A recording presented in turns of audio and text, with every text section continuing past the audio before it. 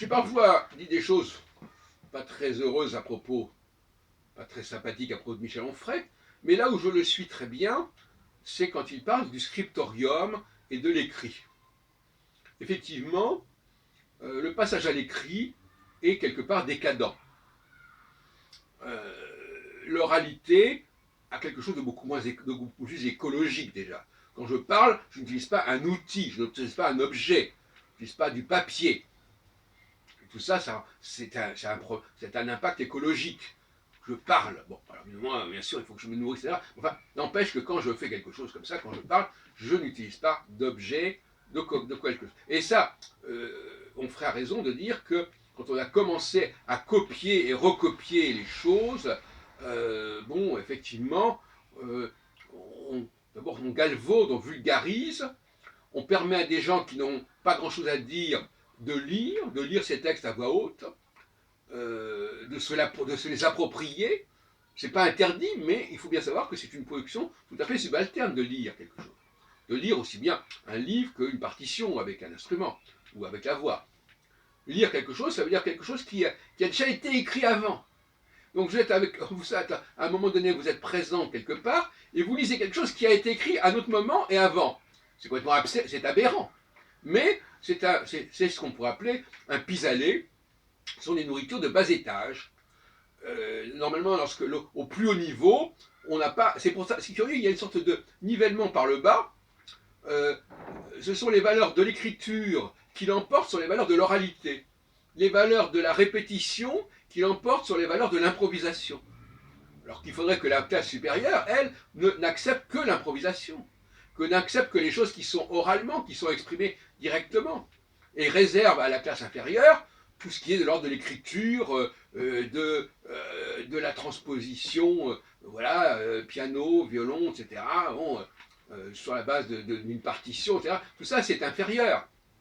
De la même façon, pour la nourriture de l'élite ne doit pas être de la même nature que la nourriture du peuple, etc. etc. Et c'est pour ça qu'il ne faut pas généraliser. Il faut dire, ah oui, mais ce que l'élite fait, ça n'est pas généralisable. Mais bien sûr que non, ça n'est pas généralisable. Et inversement d'ailleurs, heureusement que tout le monde ne fait pas que de la lecture, tout le monde ne mange pas que de la merde. Il faudrait quand même qu'il y ait des gens qui mangent des choses plus heureuses, plus raffinées, ou boivent aussi, peu importe. Pas des piquettes, mais des produits plus travaillés, plus cultivés, etc. Et il ne faut pas de nivellement. Et donc, en ce sens-là, je suis d'accord avec Michel Onfray. Dès que l'on passe à l'écrit, c'est-à-dire à l'objet, alors l'objet, il va se vendre déjà. On va se l'approprier, on va le mettre chez soi dans sa bibliothèque. Alors que la parole, elle, bon, on peut aussi maintenant, mais ça vicie un peu le débat, on peut aussi enregistrer, faire des disques, etc. Mais de toute façon, déjà, le simple fait d'enregistrer fait problème. Alors pour l'historien, évidemment, ou l'ethnologue, comme moi, je reconnais que c'est très important d'avoir accès aux livres, puisque l'oralité, bon, elle peut nous parvenir, mais enfin, c'est quand même intéressant de revenir dans le passé et de retrouver les traces d'un certain nombre de choses. Encore faut-il savoir les utiliser correctement, bon, c'est un autre problème. Une approche très critique des documents anciens. Mais effectivement, il y a pour le professionnel, je veux dire, pour le professionnel, pour le chercheur, il a le droit d'aller consulter des ouvrages, bien évidemment. Mais parce qu'il a une formation, une méthodologie qui fait sens. Mais pour quelqu'un qui n'est pas chercheur et qui lirait les livres uniquement pour les lire, ça n'a pas de sens. S'il veut s'informer, qu'il a écouté des gens qui parlent. Il n'y a que les spécialistes qui peuvent explorer le passé. Par exemple, quelqu'un qui veut faire une biographie, c'est pas donné à tout le monde d'écrire des biographies. Hein, c'est pas non plus donné à tout le monde d'écrire des bibliographies. Il faut avoir une approche extrêmement pointue, et puis globale, et puis aussi exhaustive que possible.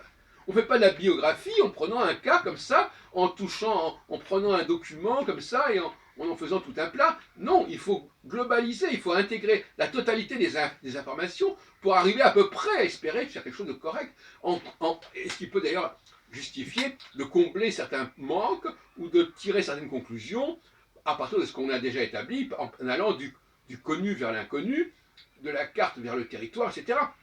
Absolument. Donc, effectivement, le, faut que chacun reste à sa place.